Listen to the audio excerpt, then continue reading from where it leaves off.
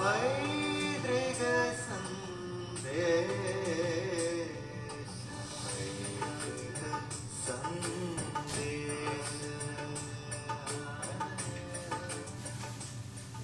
മാന്യ പ്രേക്ഷകർക്ക് എന്റെ പ്രണാമം.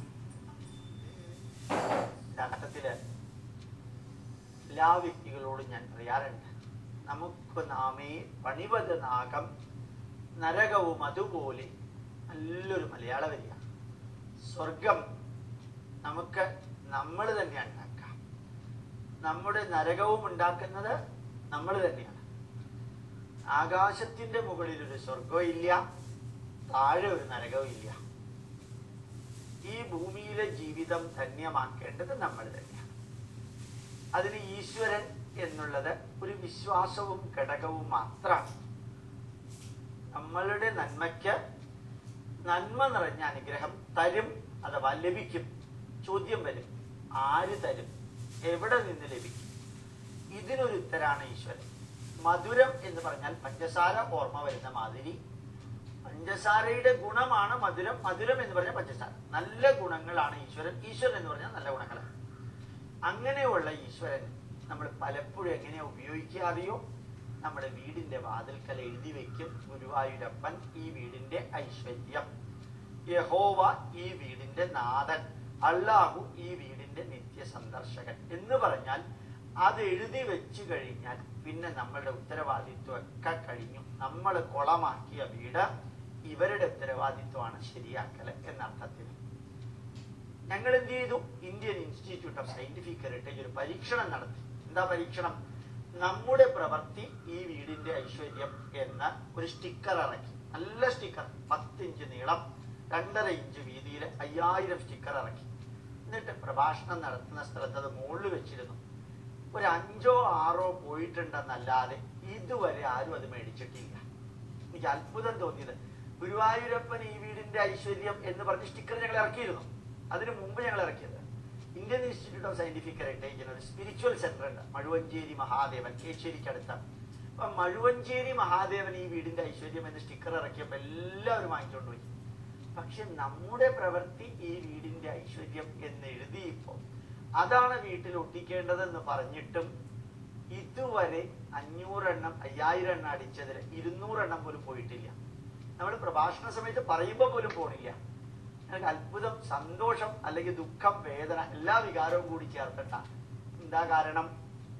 എന്നെ തല്ലണ്ട അമ്മാവ, ഞാൻ നന്നാവില്ല.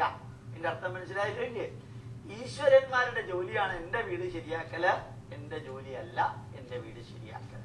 ഇങ്ങനൊരു സ്റ്റിക്കർ ഒട്ടിച്ചതോടുകൂടി മാറ്റം ഉണ്ടാവും എന്നുള്ള അർത്ഥത്തിലല്ല.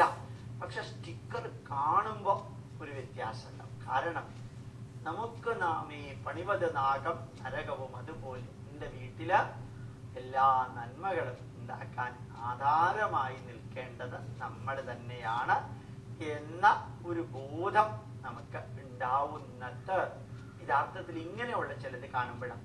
നമ്മളൊരു ഈശ്വരന്റെ കലണ്ടർ എന്തിനാ വീട്ടിൽ വെക്കണത്? നമ്മൾ എന്തിനാ ചില നല്ല സുഭാഷിതങ്ങൾ കേൾക്കുന്നത്? നമ്മൾ എന്തിനാ ചില സിനിമകൾ കാണുന്നത്? നമ്മുടെ വികാരങ്ങളെ തൊട്ടുണർത്താൻ വേണ്ടിയിട്ടുള്ളതാണ് ഇതെല്ലാം. ഏത് സിനിമ നോക്കിക്കോളും, അവസാനം വില്ലൻ തോൽക്കും, മറ്റവനാണ് ജയിക്കുക. എന്താ കാരണം? സർവൈവൽ ഓഫ് ദ നോബ്ലസ്റ്റ് ആണ്, സർവൈവൽ ഓഫ് ദ ഫിറ്റസ്റ്റ് അല്ല അവിടെ. അപ്പൊ സർവൈവൽ ഓഫ് ദ നോബ്ലസ്റ്റ് ആകണമെങ്കിൽ നമ്മുടെ വീട്ടില് നോബിൾ ആയിട്ടുള്ള ആറ്റിറ്റ്യൂഡ് ഉണ്ടാവണം, നോബിൾ ആക്ഷൻ ഉണ്ടാവണം, നോബിൾ ആയിട്ടുള്ള ആക്ടിവിറ്റീസ് ഉണ്ടാവണം. അങ്ങനെ ഒരു ആറ്റിറ്റ്യൂഡും ആക്ടിവിറ്റി ഉണ്ടാവണമെങ്കിൽ മനുഷ്യനല്ലേ. നമ്മൾ ചിലപ്പോൾ പറയാറുണ്ട്, after all we are human being. ഞാൻ പറയാറുണ്ട്, after all we are human being അല്ല, before all we are human being ആണ്. നമ്മൾ മനുഷ്യനാണ്. അപ്പൊ ചിലപ്പോൾ ഓർത്തു വരില്ല. അപ്പൊ എന്താ, ഈ ചെറിയ ചിത്രങ്ങള്, വിഗ്രഹങ്ങള്, വിളക്ക്, ചില സ്റ്റിക്കറുകള്, ഇങ്ങനെയുള്ള പലതും, ചിലപ്പോൾ സിനിമയിലെ അവസാന ഭാഗം, ചിലപ്പോൾ ചില കോൺവെർസേഷൻ, ചിലപ്പോൾ ചില സുഭാഷിതം, ചിലപ്പോൾ ചില കഥകള്, സംഭവങ്ങള്, അനുഭവങ്ങള്, വിവരണങ്ങള്, ഗസ്റ്റുകള്, അനുഗ്രഹ വാക്യങ്ങള്, ഇവയ്ക്കെല്ലാം നമ്മളിൽ മാറ്റം ഉണ്ടാവാൻ സാധിക്കും. വലിയ മാറ്റം ഉണ്ടാക്കാൻ സാധിക്കും. ചിലപ്പോൾ ശാപമായിരിക്കും മാറ്റമായിട്ട് വരിക, വലിയൊരു ശാപം. എനിക്ക് എന്നെ കുറിച്ച് തോന്നാറുണ്ട്, എന്നെ പ്രീ ഡിഗ്രി പഠിക്കുന്ന കാലത്ത് ഒരു ടീച്ചർ ശപിച്ചിട്ടുണ്ട്, 10 വർഷം പഠിച്ചാലേ കെമിസ്ട്രി പാസ്സാവില്ല. അതായിരുന്നു എൻ്റെ ജീവിതത്തിൽ ടേണിംഗ് പോയിന്റ് ആയിട്ട് വന്നത്. എൻ്റെ ജീവിതത്തിൽ ടേണിംഗ് പോയിന്റ് ഒരു ടീച്ചർ തന്ന ശാപമാണ്. 10 വർഷം പഠിച്ചാലേ കെമിസ്ട്രി പാസ്സാവില്ല. അപ്പൊ ആ വാക്ക് മതി, അല്ലെങ്കിൽ ഒരു ഉപദേശം മതി, ഒരു ചിത്രം മതി, ഒരു സംഭവം മതി, ഒരു വിവരണം മതി നമ്മുടെ ജീവിതത്തിൽ മാറ്റം ഉണ്ടാക്കാൻ.